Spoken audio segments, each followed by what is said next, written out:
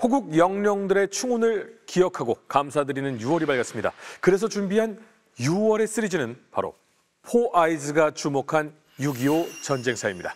자신만의 시선으로 6.25 전쟁의 단면을 짚어줄 첫 번째 주자입니다. 바로 러시아통 류현수 교수님입니다.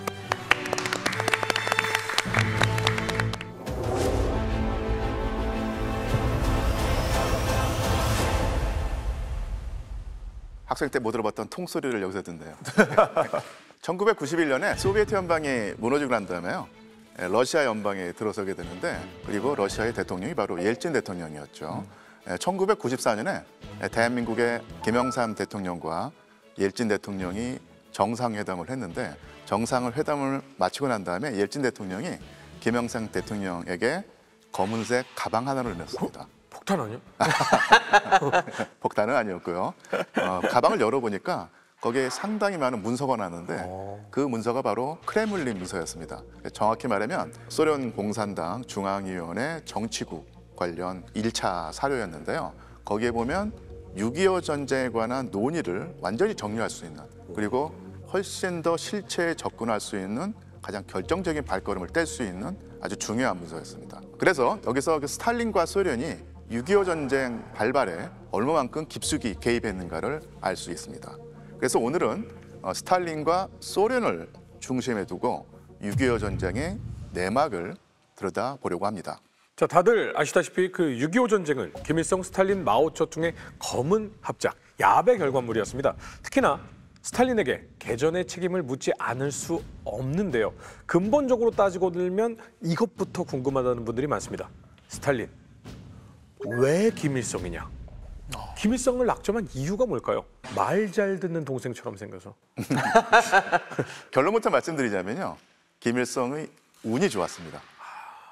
스탈린이 볼 때 동쪽에서 온 그 당시에 유명한 공산주의자로 누가 있을까요? 박헌영.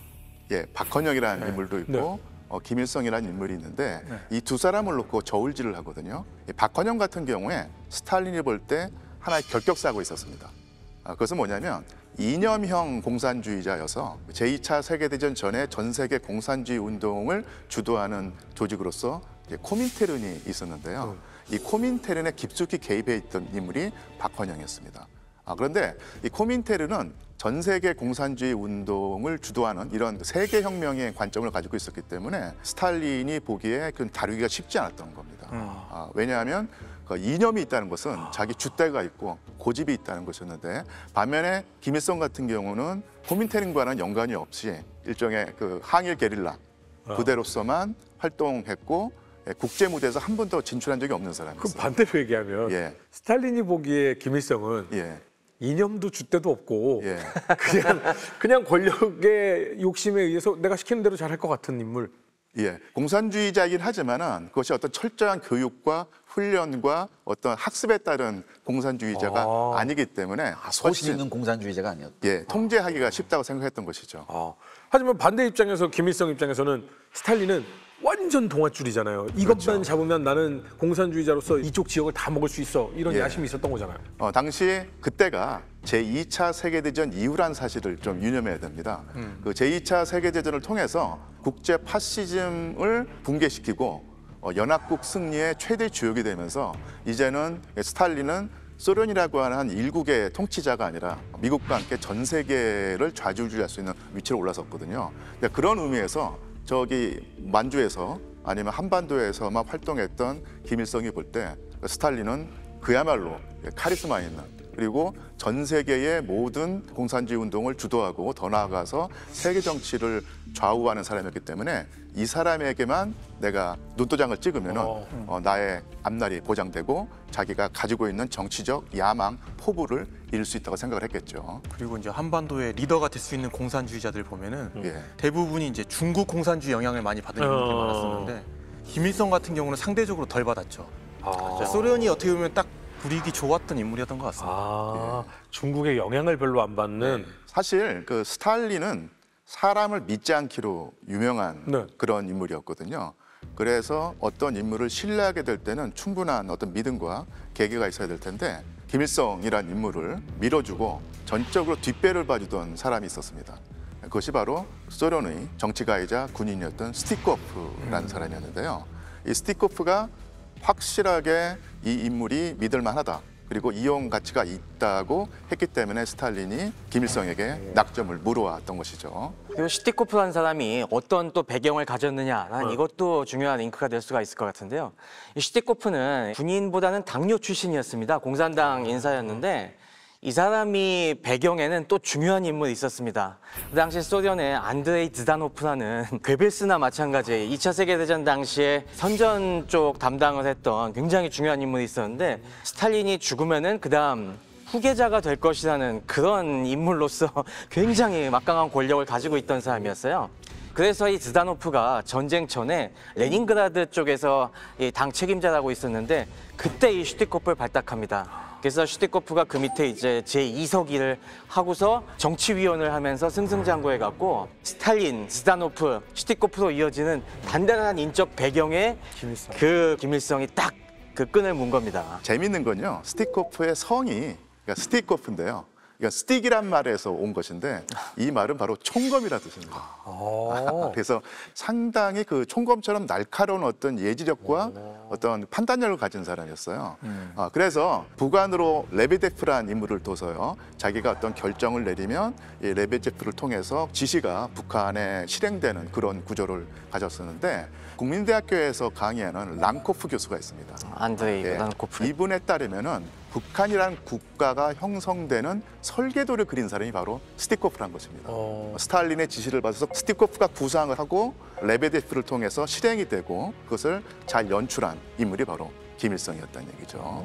한마디로 북한에서 군정을 하면서 이야 우리말 잘 듣고 잘 이용하기 좋은 건 김일성이다라고 낙점은 했지만 김일성이 직접 승인을 받기 위해서 스탈린에게 가려면 우리는 이런 계획이 있다라고 치밀하게 좀 준비를 해야 되는 거 아닙니까? 그렇죠. 크렘린 문서에 따르면 김일성이 최초로 대남 무력 공격의 의사를 표명한 것이 1949년 2월 3월이었다고 그래요. 그래서 김일성이 두 번째 모스크바 방문 때였습니다. 그러니까 스티코프가 작성한 스탈린 동지와 협의할 김일성의 문제들이라는 리스트의 첫 번째 항목에 통일의 방법에 대해서 무력 방식에 의해 통일을 수행하려 함이라는 내용이 올라가 있습니다. 김일성은 3월 7일에 스탈린과 회담을 하는 과정에서 처음으로 대남 공격에 승인을 해달라고 요청을 합니다. 스탈린은 일단 불허합니다. 하면 안 된다라고 하는데 사실은 절대 금지가 아니라 조건을 달았던 거예요. 근데 사실 스탈린의 진짜 속내가 좀 궁금하잖아요. 그렇잖아요. 근데 우리가 좀 이걸 좀 실감나게 전달할 필요가 있습니다. 그래서 우리 허탈린을 좀 소환을 하겠습니다. 닮았어요. 이게 좀 빙의가 좀 되네요. 동의합니다. 동의합니다. 자, 허탈린 동지 뭐라고 좀 말씀해 주셔야죠. 무력 통일. 너 뭐 돼? 동지들 막 머릿속이 막 꽃밭이야? 왜 이렇게 해 말고 잘 생각해봐. 심슨이라는 군사사학자가 있어요. 야, 공격하려면은 3배는 많아야지 방어 라인을 뚫을 수 있는 거야. 이거 알고 뭐 돼? 3배 있어? 없지. 그것도 하나. 우리가 말이야 미 제국주의자들하고 38선을 그어놨다고. 근데 지금 가가지고 우리가 이거 협정 위반해봐.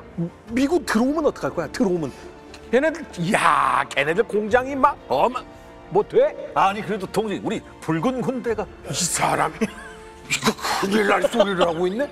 지금 저 유럽 전선이 아주 위험한 상황이야. 우리가 그걸 빼면은 우리가 위태로워지는데 너 뒷배 없이 어떻게 하려고 그래? 너 뭐 돼? 동지, 남조선 인민들이 다 일어날 겁니다. 남조선님을 너 알아? 알아? 아유, 안 돼. 그럼요. 여기서 우리가 번역기를 돌려야 됩니다. 이 스탈린이 이렇게 굉장히 설득력 있게 얘기했는데 본심은 무엇이었을까요? 아니 본심이라니 지금 내 본심을 다 얘기하는 아니 방어 라인을 뚫으려면은 몇 배가 필요하다고? 3배. 3배 이상. 있으면 가도 되지. 그잖아. 또 하나. 미군이 들어올지 안 들어올지 이걸 좀 계산해 봐야 되는데 안 들어오면 아니 뭐 마침 딱 타이밍 좋게 딱 들어가면 그때는 가능하지. 근데 지금은 안 되지. 이거 맞습니까, 교수님? 예, 그렇습니다. 김일성에게 스탈린이 해준 답은요, 조건부 허락이었죠. 또는 그 승낙을 얻어낼 실마리로 비춰졌습니다. 그러니까 김일성에게. 근데 그러면 스탈린은 분명 제가 얘기한 전자처럼 행동을 했는데 김일성을 이걸 후자로 찰떡같이 알아들은 거예요? 예, 맞습니다. 와, 눈치는 엄청 좋았네. 그래서 사실은 그 스탈린의 입장을 아주 보면 아주 미묘한 부분이 있는데요. 이것이 어떻게 보면은 조건이 갖춰주지 않았으니까 너는 하면 안 된다라고 하는 거부일 수도 있고요. 네. 하지만 또 하나의 그 구멍을 열어둔 것이죠. 그 조건이 갖춰주면은 내가 굳이 반대하지 않겠다. 그러니까 준비를 해와라.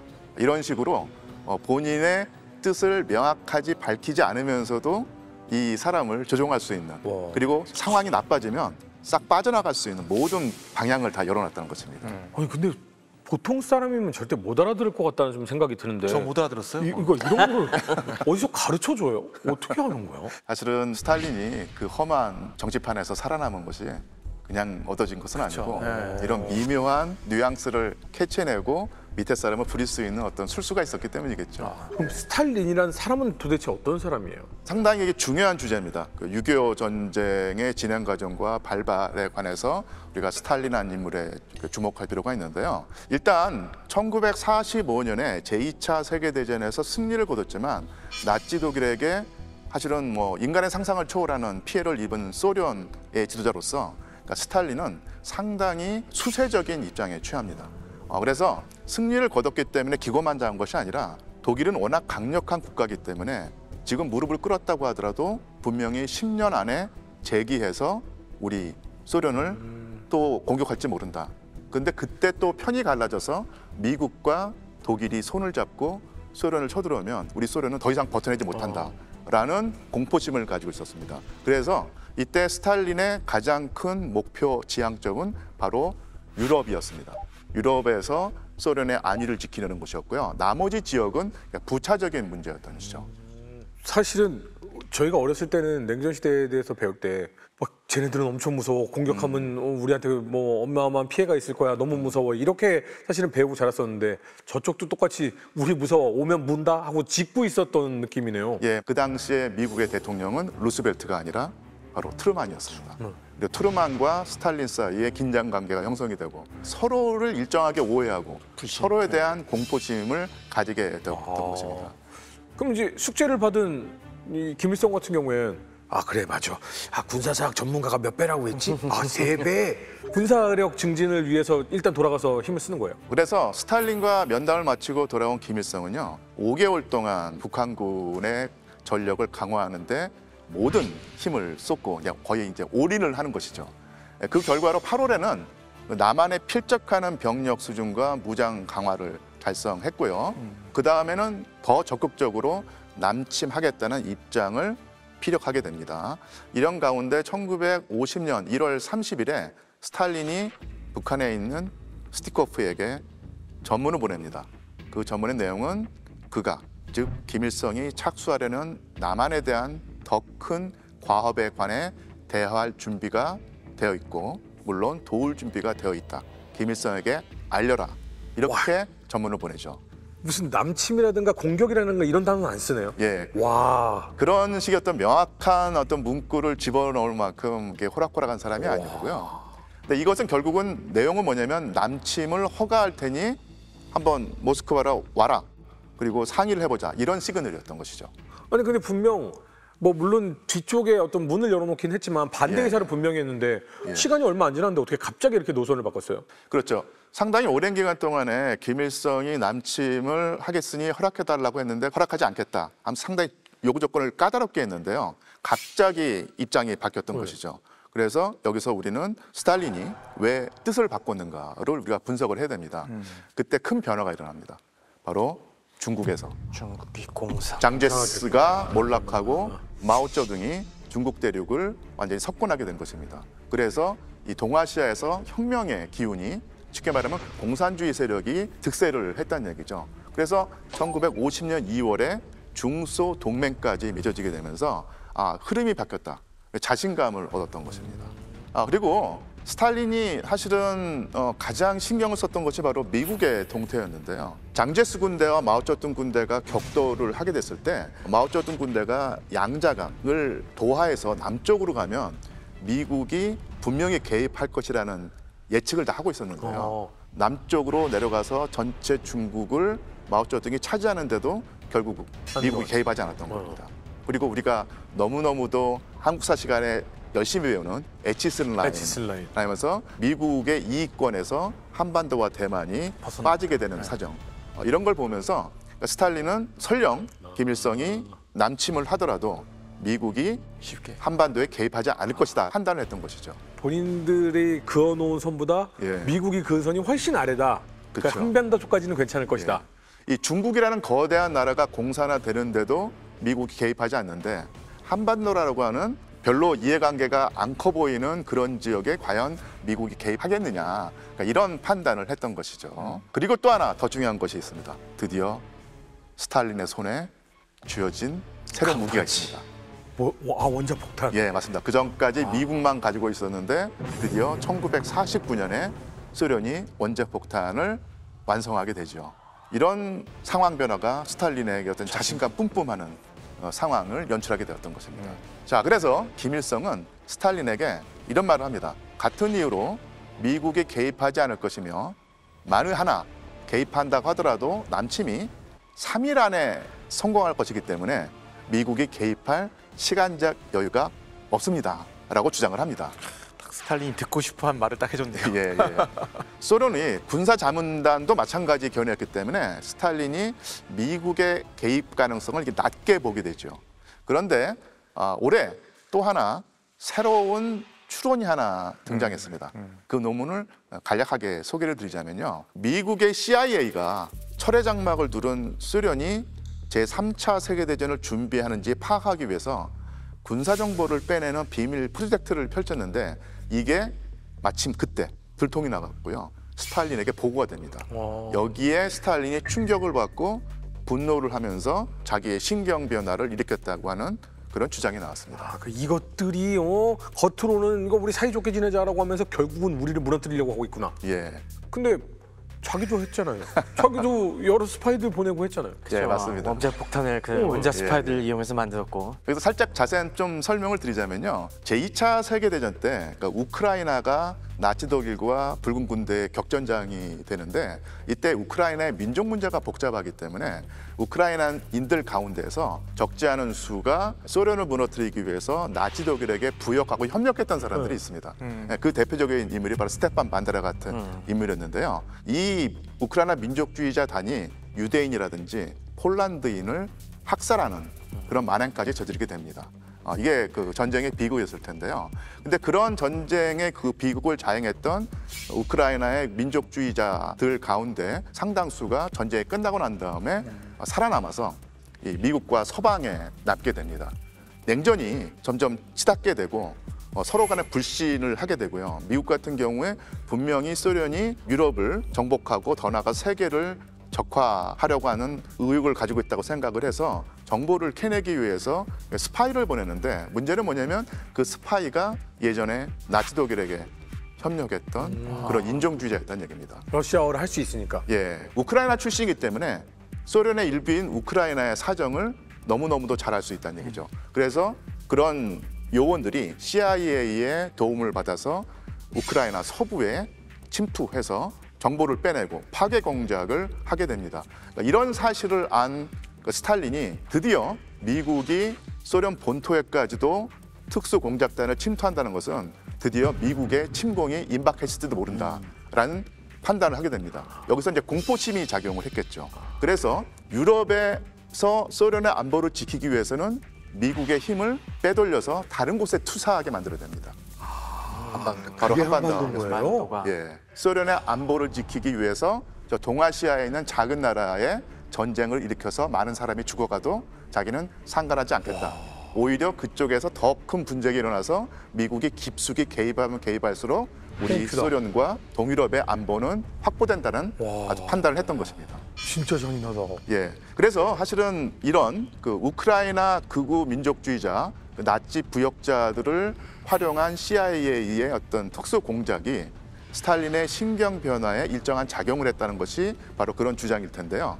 이거 가지고 모든 것을 설명하지는 못하겠지만 최근에 나타난 그 스탈린의 신경 변화를 설명하는 한 요인으로서 충분히 우리가 주목할 만하다고 보입니다. 아, 근데 스탈린은 진짜 잔혹하다, 뭐 무섭다라는 생각도 일편에서는 들지만 또 다른 면에서는 진짜 대단한 인물이구나라는 생각도 드는데, 그럼 김일성에게 여러 가지 조건들을 제시를 해주고 나서 자기가 슬슬 이제 될 것 같은 분위기가 됐는데 여기서 승인을 안 내리고, 야, 너 내가 고민을 많이 해봤는데 나보다는 승인은 저쪽에서 받는 게 맞아 하고 중국으로 또 보내잖아요. 예, 맞습니다. 예. 이건 또 뭐예요? 프로젝트를 진행을 하는데 나중에 미국이 알게 되고 미국이 개입할 경우에 자기는 쏙 빠져나가서 책임을 지지 않는 모든 포석을 다 깔아놓은 것입니다. 꼬리 자르기를 미리 준비해 놓은 거네요. 예, 예. 와, 이거는 마오쩌둥의 책동이었어. 막 이런 식으로 예. 뒤집어 씌우려는 거군요. 내가 안 된다고 그랬어. 그래가지고 나하고 똑같은 생각으로 마오쩌둥한테도 얘기하라고 보냈더니 걘 된다고 해버린 거야. 이런 상황. 참 그 스탈린의 어떤 노회함이 돋보이는 그런 광경일 텐데요. 김일성은 이 박헌영과 함께 곧바로 이제 베이징으로 건너갑니다. 1950년 5월 13일부터 15일까지 2박 3일 동안 마오쩌둥과 함께 두 차례 회담을 하고요. 결국 중국의 지원을 약속받습니다. 그 사실 여러 가지 방비를 대책을 세워놓는다고는 하지만 지금 스탈린을 보면 언뜻 들어도 벌써 한 4-5가지를 준비를 해놨잖아요. 예. 그런데 여기에 북한이 강해져야지 일단은 여기에 미군이 더 많이 들어오고 더 많은 소비를 할 테니까 북한 전력을 키우는 데도 도움을 줬겠죠? 그래서 한번 새로운 자료를 한번 볼까요? 1949년 3월 17일 서연방과 조선민주주의인민공화국 간의 물품 거래 및 대금 결제에 관한 의정서가 체결이 됩니다. 이게 뭔 의정서예요? 날짜를 보면 1949년 3월 17일이죠. 그 김일성이 스탈린에게 가서 나 무력 침공하고 싶다라고 이미 전했던 그 시절이잖아요. 맞습니다. 명칭은 차관거래 형식인데요. 이 의정서의 핵심은 역시 대북 군사 원조였습니다. 그러니까 무기는 당연하고요. 전쟁 수행에 필요한 시설, 재료, 군사 시설까지 공급을 한다는 것이었고요. 이 무기들은 1949년 6월까지 본격적으로 북한에 입수되었습니다.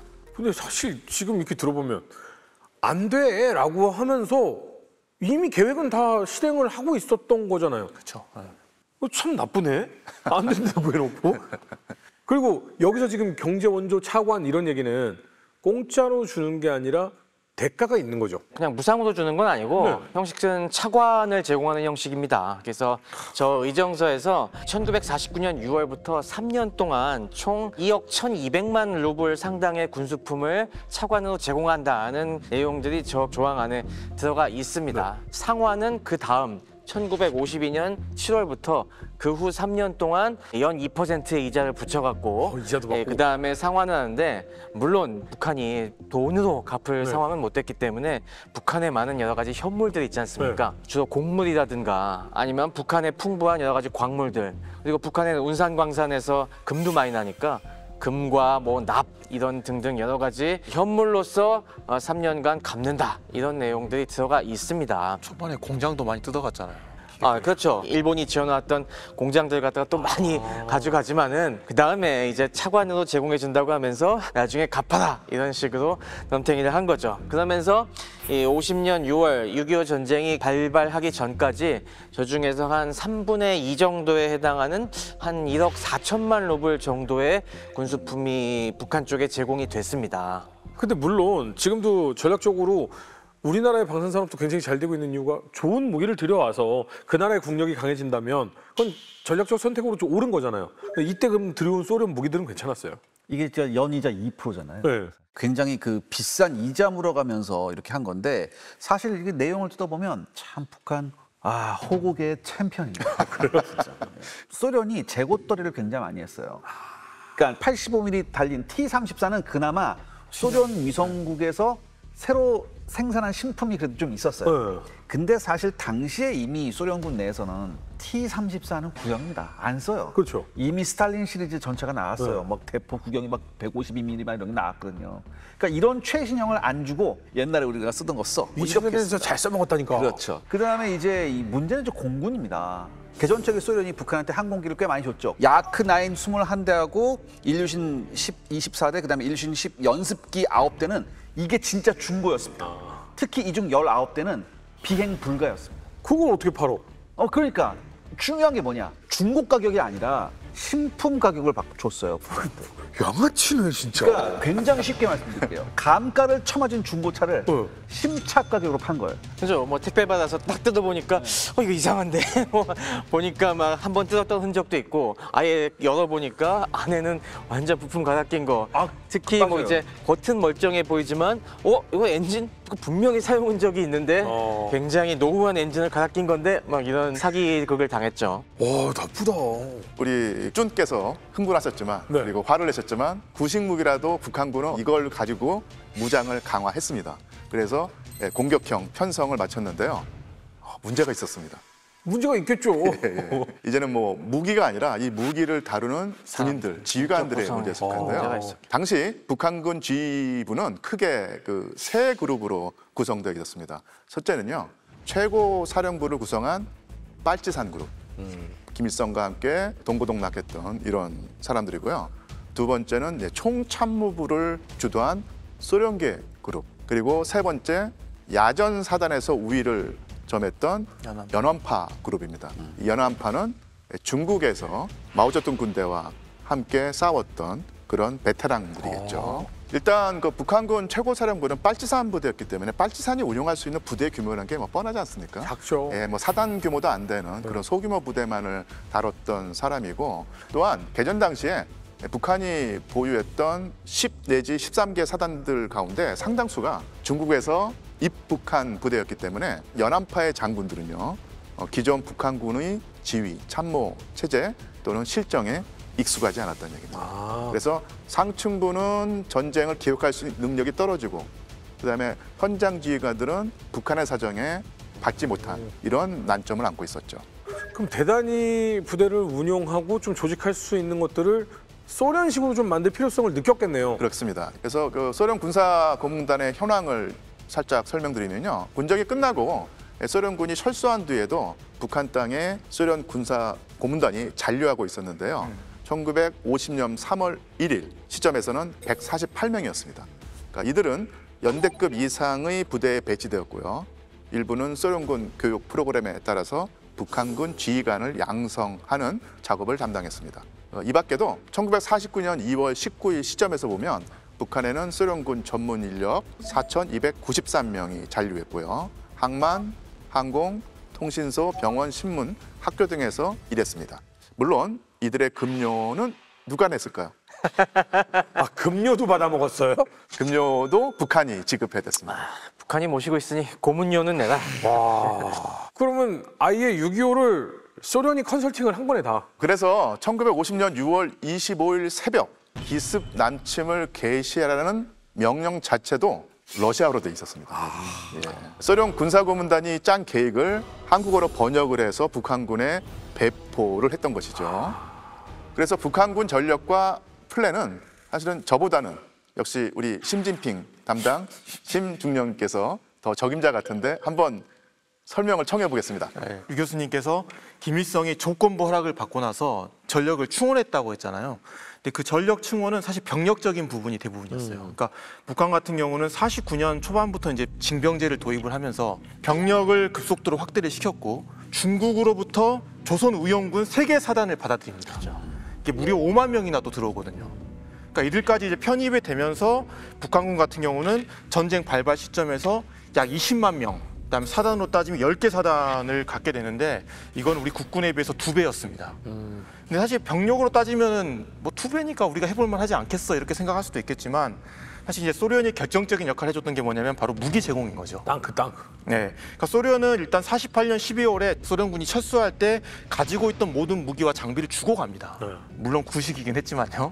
그리고 나서 계속 원조를 해줬잖아요. 근데 그 결과 T-34 8호 전차가 242대가 들어왔어요. 그리고 그 중에서 151대를 전쟁 초반에 쓰거든요. 그리고 국군에 비해서 정말 결정적으로 우세했던 게 뭐냐면 포병입니다. 그러니까 포병 같은 경우는 SU-76 자주포가 무려 176문을 받았고요. 122mm가 162문, 76mm가 380문인데 거기에 비해서 우리 국군은 105mm가 약 90문 정도밖에 없었습니다. 105mm도 후진 거였죠. 네. 그러니까 한마디로 말하면 북한군은 한 개 사단에 포병 연대가 있는데 우리는 한 개 사단에 포병 대대밖에 없었어요. 그러니까 화력면에서 정말 큰 차이가 났다. 게다가 이제 소련 고문단이 해줬던 가장 결정적인 역할이 뭐냐면 싸울 수 있는 교리와 훈련인데 북한군 같은 경우는 6.25 전쟁 직전까지 군단 사단급 야외 기동 훈련까지 완료시킵니다. 그 정도로 전쟁 준비를 철저하게 했고 북한이 나름 소련식 교리, 종신전투 교리에 맞게 이제 옷을 입고 공격할 준비가 되어 있었다는 거죠. 그리고 나서 최종적으로 이제 바실리에프 군사 고문단이 정규전 말 그대로 전면 남침 계획이었던 선제 타격 계획이라는 그 작전까지 만들어주게 되는 거죠. 독서 전쟁에도 엄청난 이 역할을 담당했던 인물이기 때문에 이런 인물이 뭔가 이걸 봐줬다는 것 자체가 굉장한 상당한 도움이 되었죠. 전 전선에 걸친 선제 타격 계획은요. 6.25 전쟁 발발 4일 전인 1950년 6월 21일에 전격적으로 결정되었습니다. 그 전까지 김일성은 소련 군사고문단의 지원 아래 맨 처음에 스탈린이 일러준 지침대로 국군이 먼저 북침을 해서 반격을 가했다는 명분을 취하기 위해서요. 거짓 공작을 준비하고 있었던 것이죠. 위장 공작, 뭐 조작, 예. 뭐 이런 것들 소련이 원래 잘했던 거 사기. 예. 그리고 그 전에 이제 옹진반도 일대에서 많이 충돌이 많이 있었기 때문에 옹진반도에서 먼저 국군으로 하여금 우리를 공격하게 만들어라. 그런 다음에 너희가 반격을 하면은 국제사회로부터 비난도 받지 않고 오히려 지지도 얻을 수 있다. 이제 이런 이야기를 하는 거죠. 이 북침설이라는 게 음모론이 아니라 실제로 이들이 꾸며놓은 작전이었군요. 예, 소련군이 결국은 이제 정치적인 격변을 통해서 성장한 군대이기 때문에 군사적인 측면도 중시하지만 정치적인 측면도 중시하기 때문에 어떻게 해서든지 간에 이 전쟁을 나름대로의 정의의 전쟁으로 포장하려고 무진애를 썼다는 얘기죠. 자, 어쨌든 간에 이렇게 자작극까지 펼치려고 했던 김일성 그리고 스티크호프였지만 개전을 앞두고 북한은 남한이 전쟁 징후를 눈치챌까 봐 아주 두려워했습니다. 6월 21일에 김일성은 스탈린에게 남한 방송과 정보 보고를 인용하면서 남한이 북한의 세부 계획을 눈치챘으며 그 결과 방어선이 강화되고 옹진에 병력이 추가 배치되고 있다고 보고를 합니다. 김일성은 본래의 공격 계획을 수정을 해서 옹진에서 국지작전을 펼치는 대신에 6월 25일에 전전선에서 공격 개시를 제안했고 이날 스탈린은 김일성의 계획을 승인합니다. 그 북침 자작극은 실패한 거네요, 그러면. 예. 아울러 북한 주재 소련 대사관에게 향후 일체의 암호 전문을 발송하지 말라고 지시를 내리죠. 그리고 그 다음에 이후에 1950년 말까지 평양과 외무성 사이에는 전보 교신이 중단되었고요. 외견상 겉으로 볼 때 전쟁은 소련의 개입 없이 북한이 독자적으로 치르는 모습을 연출합니다. 이때는 완전히 꼬리를 싹 이제 끊을 준비를 해놓고 우리는 관계 없어가 된 거네요. 그렇죠. 맞습니다. 그러니까 예. 남한을 쳐들어가는 계획이 아마 두 개가 있다고 하면은 하나는 반격 계획인 거고 하나는 이제 선제 타격 계획인 건데 반격 계획 할까 하다가 결국 막판에 선제 선제 타격을 딱 선택을 했던 거고 흥미로운 점은 이제 6.25 전쟁 초반에 우리 방송이나 아니면 신문에서 우리 국군이 38선을 돌파해서 진격하고 있습니다. 이런 이야기가 나오니까 소련이나 북한에서는 남한이 공격했기 때문에 우리가 반격했다는 걸로 계속 선전을 하면서 오랫동안 그 북침설에 대한 거를 계속 사람들이 생각을 했던 거죠. 북침설, 남침 유도설 이런 거. 근데 아무리 스탈린이 그렇게 생각해서도 미국은 정보기관도 있고 이런 상황들을 계속 주시해 왔을 거 아니에요. 그래서 뒤에 지금 소련이 있구나라는 걸 간파하고 유엔 안보리를 바로 소집을 합니다. 근데 소련이 유엔 안보리의 상임 이사국이잖아요. 예, 안보리 나 반대. 예. 이러면 사실은 안 되는 건데 유엔군을 파견 못하게 되겠죠. 만장일치. 예. 스탈린이 소련 대사한테 야 가지 마 이러는 바람에 참전이 된 거잖아요. 예. 이거는 어떻게 보면 굉장히 이해가 안 가는 부분이에요. 결정적인 국면이라고 할 수 있겠죠. 일단 이때 그 소련은 이 안보리를 약간은 보이콧하는 상황이었습니다. 왜냐하면 5개 그 이사국이 있는데 그 중에 하나가 바로 장제스의 자유중국이었거든요. 소련의 입장은 뭐냐면요, 장제스의 자유중국을 이사국에서 배제하고 그 그 빈자리에 중화인민공화국 그 마오쩌둥에 중국을 집어넣자고 하면서 이걸 들어달라고 하면서 약간 거리를 두는 상황이었어요. 근데 더 중요한 것은 뭐냐면 소련이 6.25 전쟁에 개입하지 않은 것으로 비춰주기를 원했던 것입니다. 그래서 만일 소련 대표가 안보리에 출석을 했다면요, 스탈린으로서는 상당히 그 진퇴양난의 형국에 빠지게 됩니다. 거부권을 행사하지 않으면요, 공산 진영 전체에 대한 배반을 의미하고, 그렇죠. 거부권을 행사한다면 전쟁 배후에 소련이 있다는 것을 그러네. 인정해버리는 꼴이 되기 때문에, 가는 게 자충수네. 예, 그래서 가장 확실한 것은 아예 기권을 해버린 것이었다. 아, 우리 어차피 대만 때문에 우리 빠지기 시작했으니까 예. 그런 것처럼 가지 마. 예. 이런 거예요. 그만큼 스탈린이 전쟁을 승인하고 개입을 하면서도 계속 미국의 눈치를 보는 상황이 다시 한번 여기서 보이게 됩니다. 근데 사실 이렇게 치밀하게 준비하고 자신들의 이익을 극대화시키려고 했지만 스탈린의 영향력은 어느 순간 딱 좀 멈추게 되는 상황이 오지 않았습니까? 예, 맞습니다. 스탈린이 사실은 이 전쟁 기간을 거치면서 전역과 국민에 따라 변하게 됩니다. 대내외적으로 소극적인 입장이란 것이 일관적이었고요. 또한 크게 보면요, 스탈린이 용의 주도하지도 않았고요. 체계적이도 않았다는 비판을 받을 소지가 큽니다. 전황이 불리해지니까 소련 군사고문단이 도움이 절실했는데 이들이 38섭 이남으로 넘어가지 마라. 전선 접근을 원천적으로 봉쇄합니다. 그리고 인천 상륙작전 이후에 소련군에게 파병을 해달라고, 그리고 무기 제공을 계속 요청하는 인물이 바로 김일성이었는데요. 매몰차게 거부하고 도움 받으려면 중국 공산당 가서 마오쩌둥에게 받아라, 이런 입장을 취하죠. 그리고 심지어는 북한 정권의 몰락이 예상되는 상황에서 아예 포기할 생각도 했다고 합니다. 자연스럽게 소련과 스탈린의 영향력이 북한에서 감소될 수밖에 없었고요. 그에 비례해서 중국의 영향력이 그 빈자리를 메우게 되죠.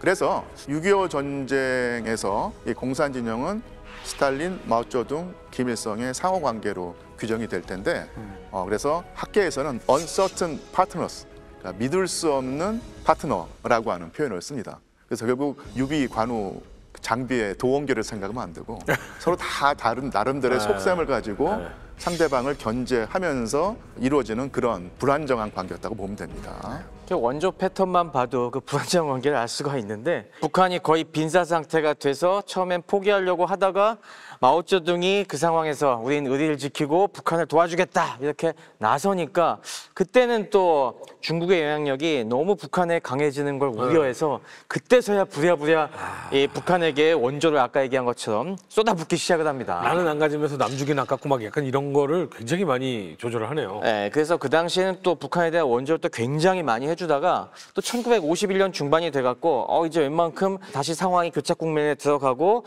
웬만큼 다 살아난 거 싶다라고 하니까 그때 다시 원조를 팍 줄여버려요. 너무 또 원조를 많이 해주면은 얘들이 너무 커갖고 우리에게 기어올지 모른다. 원조를 확 줄여갖고 근근히 싸울 정도만 계속 공급을 해줘요. 그러면서 소모는 중국하고 북한군이 계속 하는 거죠. 그렇죠. 이게 궁금한 거예요. 적의 편의 이 전략을 계속해서 가리려 나가게 만드는 거야 전략이라고 할 수 있는데, 우리 편, 우리 동맹까지도 야 얘네 조금 더 크면 안 되겠는데, 야 얘 좀 소모시켜, 얘 좀 소모시켜. 자신들의 동맹까지도 이렇게 소모시키는 게 공산주의 특징이에요? 아니면 소련의 특징인 거예요? 여기서 그 스탈린한 인물의 어떤 우리가 그 세계관을 한번 살펴봐야 될 텐데요. 공산주의 운동은 국제주의라는 속성이 강합니다. 그래서 모든 공산주의 진영이 형제관계를 맺고 함께 해야 한다는 생각하지만, 그러니까 스탈린은 그런 식의 그 공산주의적인 측면보다는 제가 볼 때는 이 1945년 이후에는요, 아주 냉혹한 현실 정치가로서의 속성을 가지고 있습니다. 그래서 소련에게 이익이 된다면은 가까운 동맹국이라도 매몰차게 내치거나 이용해 먹을 수 있다는 생각을 했던 것인데요. 또한 스탈린의 머릿속에서는 그런 식으로 소련이라고 하는 국가의 이익을 우선하는 것하고 국제 공산주의 관계에 모순을 못 느꼈던 것 같아요. 왜냐하면 소련이라는 나라는 국제 공산주의 운동의 총본산이기 때문에 총본산이 강하고 안전해야지 궁극적으로는 세계 공산주의 운동이 성장할 수 있다는 생각을 했기 때문에 동맹국을 쉽게 말하면 등쳐먹고 우려먹으면서도 이게 그 공산주의 이념에 배치된다는 생각을 하지 못했으리라는 것이죠. 아, 이런 말하고 비슷하네요. 내가 국가다 이런 것처럼 내가 공산주의다. 종갓집이 잘 돼야 다 잘 되는 거야. 그러니까 니들이 좀 손해 봐도 참어 이런 식으로 하는 것 같아요. 이러니까 맨날 형제의 난이 나는 거야. 예. 그리고요, 1953년에 스탈린이 숨을 거두고 맙니다. 그러니까 이 사망이 결국 북한과 소련 관계가 수직적 동맹 관계에서 수평적 관계로 변화하는 계기가 됩니다. 특히나 김일성의 경우에 6.25 전쟁에서 드러났던 자신의 무능력한 모습을 어떻게든 지우고 싶었고요. 따라서 내세웠던 이념이 바로 주체 노선입니다. 이런 주체 노선을 내세웠기 때문에 소련과도 한번 대등하게 맞서보겠다 이런 생각을 하면서 수평적인 관계로 바뀌게 되죠. 근데 역사는 반복된다는 말이 있지 않습니까? 스탈린과 김일성의 관계가 있었잖아요. 그때 당시에는 상하관계였잖아요. 요즘에 푸틴이나 김정은을 보면 예. 수평적 관계가 아닌 듯한 느낌이 좀 들거든요. 예. 시키는 대로 좀 잘 따라하면 우리가 도와줄게 약간 이런 형 동생의 느낌이 좀 들잖아요. 예, 그래서 러시아 우크라이나 전쟁을 한번 우리가 6.25 전쟁과 차이점이나 공통점을 한번 살펴보는 노력도 해야 될 텐데요. 네. 비슷한 측면도 있고 다른 측면도 있습니다. 그런데 일단 북한은 자신들이 재래식 전력에서 지금 열세에 있는데 이것을 극대화하는 가장 좋은 방법이 전투병력과 인력을 러시아 전선에 파견을 해서 많은 이권을 찾아내고 있는데요. 여기서 또 하나 중요한 것은 북한이 먼저 나서서 러시아에게 병력 제공과 물자 제공을 했다는 얘기입니다. 이것도 아마 제가 볼 때는 6.25 전쟁의 경험과 밀접한 연관이 있는 것 같습니다. 그래서 6.25 전쟁이 일어나기 전에 사실은 그 중국과 만주에서 장제스의 군대와 마오쩌둥의 군대가 격돌하고 있었는데 초반에 상당히 그 마오쩌둥이 위기에 몰리죠. 그래서 위기에 몰린 마오쩌둥의 군대에게 원조를 제공했던 나라가 바로 북한입니다. 그 병력들. 예, 병력들을 북한으로 받아들여서 부상병을 치료해주고 전력을 추스를 수 있는 기회를 주고 여러 가지 원조를 제공하죠. 그러면서 중국과 북한 사이에 끈끈한 유대관계가 형성이 되고 이것이 결국 6.25 전쟁에 중국이 개입하게 되는 중요한 계기가 되고 그런 식의 경험이 결국 할아버지의 경험이 그 손자에게까지 와서 러시아에게 도움을 제공하면은 그에 상응하는 이권을 충분히 얻을 수 있다. 이런 판단을 했지 않았을까. 이런 한번 생각을 해봅니다. 중국과는 끈끈함이 있어서 어떤 큰 것을 얻어낼 수 있었지만 소련과는 끈끈함이 없었는데 이번에 러시아 우크라이나 전쟁을 통해서 북한이 이런 끈끈한 뭔가를 제공을 했을 때 나중에 우리가 얻게 되는 것은 분명 더 클 것이다. 예. 아, 무섭다. 그렇죠. 그래서 지금도 그런 비슷한 상황이 빚어지고 있다고 생각을 하고요. 정말 우려스러운 것은 핵무기 고도화라는 문제죠. 그래서 북한이 분명히 자신들이 가지고 있는 핵무기를 완성하고 고도화하기 위해서 맨 마지막에 필요한 결정적인 하이테크 그런 기술들을 러시아에게 요구를 할 텐데 푸틴 대통령이 과연 이것을 들어줄 것인가? 문제는 저희가 또 신중하게 따져봐야 될 것이고요. 푸틴의 입장에서는 줄 수도 있고 안 줄 수도 있는데 이 카드를 이용해서 북한을 또 통제라고 할 것입니다. 그리고 우리 대한민국은 최소한 북한의 핵무기 고도화 기술을 제공하는 사태는 막아야 되지 않겠는가. 크렘린 보고서를 아마 푸틴도 읽었을 테니까 아, 스탈린 동지께서는 이렇게 하셨으니까 나도 그러면 안 되겠다 이렇게 생각하지 않을까요? 아마 그게 맞을 겁니다. 스탈린 이후에 그 정도의 교활함을 이어받은 딱 지도자가 푸틴이라고 생각을 하거든요. 푸틴 입장에서는 대한민국에게 요구할 부분들도 분명히 있고 또 이런 식으로 북한을 이용할 부분들도 분명히 있기 때문에 어느 한쪽에 힘을 완벽하게 실어주지 않으면서 교묘하게 줄타기하면서 양쪽에게 다 뜯어내려고 할 겁니다.